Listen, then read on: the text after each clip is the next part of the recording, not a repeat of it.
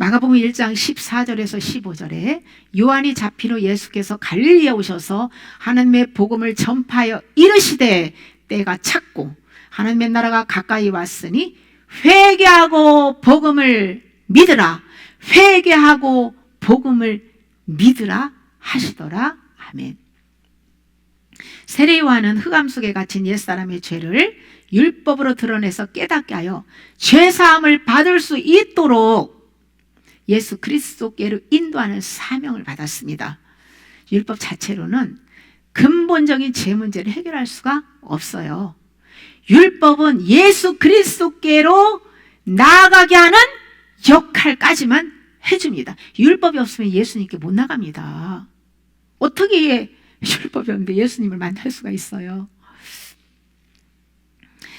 그 다음부터 성령님께 가르침을 받고 예수 그리스도의 인격으로 빚어져야 하는 것이죠. 율법의 요구는 인간의 힘으로 불가능하기 때문에 예수님께서 대신 다 이루어 놓으신 거예요. 그 속죄 복음을 가지고 율법의 요구를 이루어 주기 위해 오신 성령님께서 우리 안에 오셔서 빛을 비추시고 율법의 요구를 이루어 주시는 일을 하시기 때문에 우리는 그분을 믿고 순종하는 반응을 보여야 하는 것이죠. 복음으로 살기 위해서는 내가 율법을 지키며 주권을 행사하려는 모든 것을 내려놓아야 합니다. 성령님께서 하시도록 매 순간 맡겨 드려야 해요. 복음을 온전히 믿기 위해서는 먼저 율법으로 말씀을 깨닫고 지켜 행하는 과정이 필요합니다.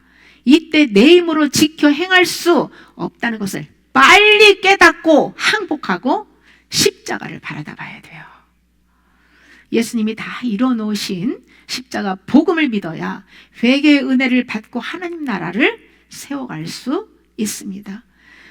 혼의 구원은 십자가 복음을 믿고 지속적인 회개를 통해서 이루어집니다. 영의 구원은 출애굽 사건을 통해서 단번에 아니면 순간에 이루어졌지만은 혼의 구원은 광야 40년의 연단의 과정을 밟아가며 회개를 통해서 이루어지는 것입니다. 우리의 목적은 영의 구원뿐만 아니라 혼의 구원까지 받고 가나안 땅에 들어가서 영원한 안식을 누리는 것이에요. 예수님께서 누가복음 5장 32절에 내가 의인을 부르러 온 것이 아니요 죄인을 불러 회개시키러 왔노라고 하셨어요. 예수 그리스도의 영이신 성령님께서 사망과 흑암으로 덮인 마음 안으로 들어오신 것은 영혼을 회개시켜 잃어버린 하나님의 형상을 회복시키기 위해서 오신 거예요. 내가 하나님 앞에 의인이라고 하면 예수님의 속죄 은총이 필요 없습니다. 예수님은 죄인을 불러 회개시키러 오셨기 때문이죠. 회개하지 않는 사람들에게는 예수님이 다 이루어 놓으신 보혈의 은총이 필요가 없습니다. 성령님께서 우리 안에 오셔서 죄에 대하여 의에 대하여 이 심판에 대하여 세상을 책망하신다고 말씀하셨어요. 주님을 믿지 않는 죄와 주님의 부재로 내 의를 자랑하고 내가 주인이 되어서 살아가는 죄를 회개시키고 또 세상 신이 주는 선악과를 열심히 받아먹은 죄를 책망하고 그리고 이 다 회개를 하며 세상 임금 마귀를 멸하기 위해 오셨어요.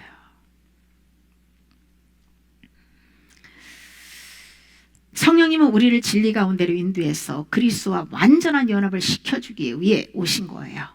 그러므로 말씀의 빛으로 내면의 죄를 발견했을 때에 겸손하게 인정하고 그 죄를 십자가에서 죽음으로 우리는 해결받아야 합니다. 죄는 씻어서 되는 게 아니고 죽여야 되는 거예요. 그 죽이는 건 뭐예요? 그냥 다 내 안에 있는 소유들을 파서 버리면 돼요. 그러면 그 십자가에 나의 옛 생명이 하나하나 죽어져 나감으로 해서 빛이 임하고 그 자리에 하나님의 말씀으로 세워져 나가는 것이죠.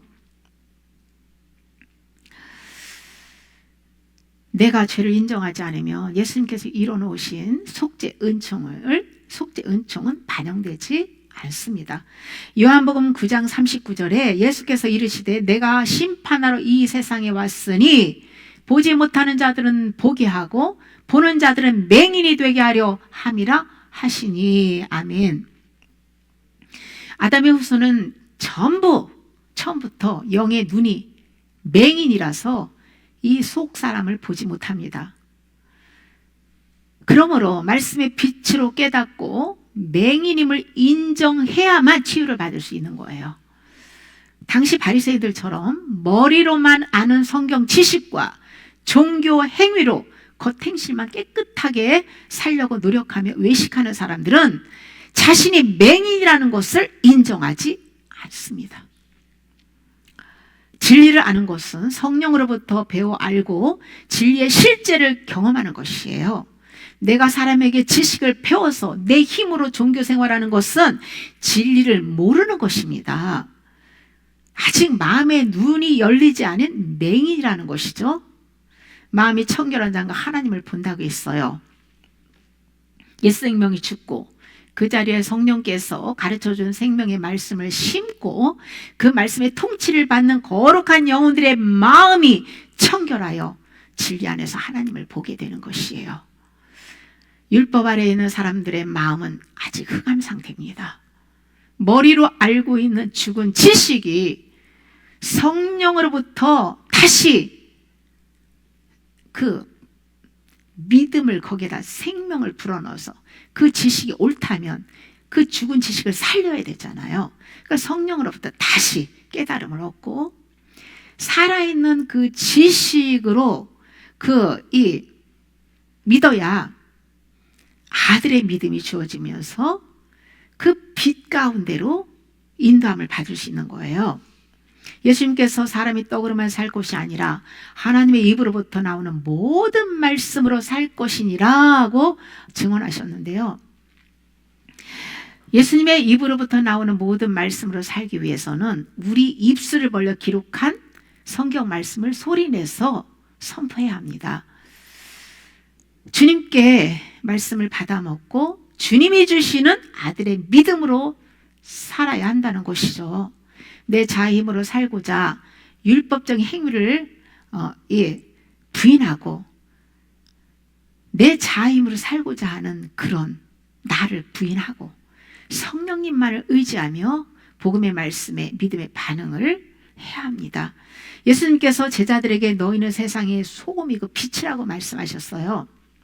하나님이 보실 때에 예수 그리스도와 함께 죽고 부활한 그래서 성령으로 살아가는 영혼들은 소금이고 빛이라는 것이에요. 그러나 아직 구원의 여정에서 회개하지 않는 마음은 어둡고 부패하고 썩어 죄의 악취를 풍기기 때문에 빛과 소금이 되지 못하고 있는 것이죠. 이러한 혼이 구원받기 위해서는 빛의 말씀으로 어둠을 몰아내고 부패하고 썩은 악한 생각들을 파버리는 회개를 해서 하나님의 말씀으로 영원히 변하지 않는 소금이 되어야 합니다. 예수 그리스도의 이름으로 가는 곳마다 빛을 비추어 어둠 가운데 있는 사람들을 빛 가운데로 인도하고 또 죄로 병들고 망가진 영혼을 치유해서 그리스도께로 인도하는 소금이 되어야 한다는 것이에요. 예수 그리스도의 말씀으로 새로 지음받은 새 사람의 마음은 빛과 소금입니다. 옛사람이 빛과 소금이 아니에요. 빛과 소금은 예수 그리스도신데요. 예수님과 연합을 한 영혼들이 빛과 소금이라는 것이죠. 예수님은 이 새 사람의 마음 안에 주인으로 좌정하시고 왕과 신랑으로 우리 안에서 영광을 받으십니다. 우리 마음이 빛을 받고 회개하는 것이 너무 중요해요. 마태복음 9장 17절에 새 포도주를 낡은 가죽 부대에 넣지 아니하나니 그렇게 하면 부대가 터져 포도주도 쏟아지고 부대도 버리게 됨이라.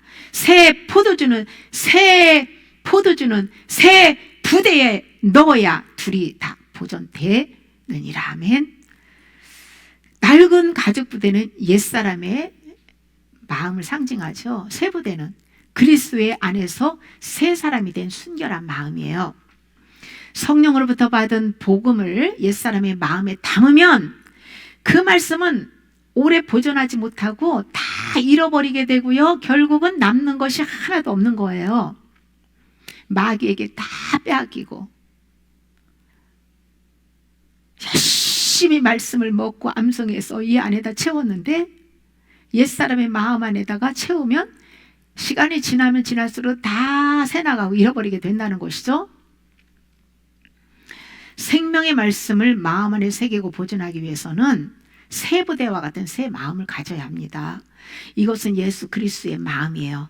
나의 옛사람이 죽어야 예수 그리스도의 새 마음을 가질 수 있습니다. 옛사람의 모든 것을 버리는 회개를 꾸준히 할 때에 낡은 가죽 부대를 찢어버리고 그리스도의 새 부대로 준비되는 것이에요.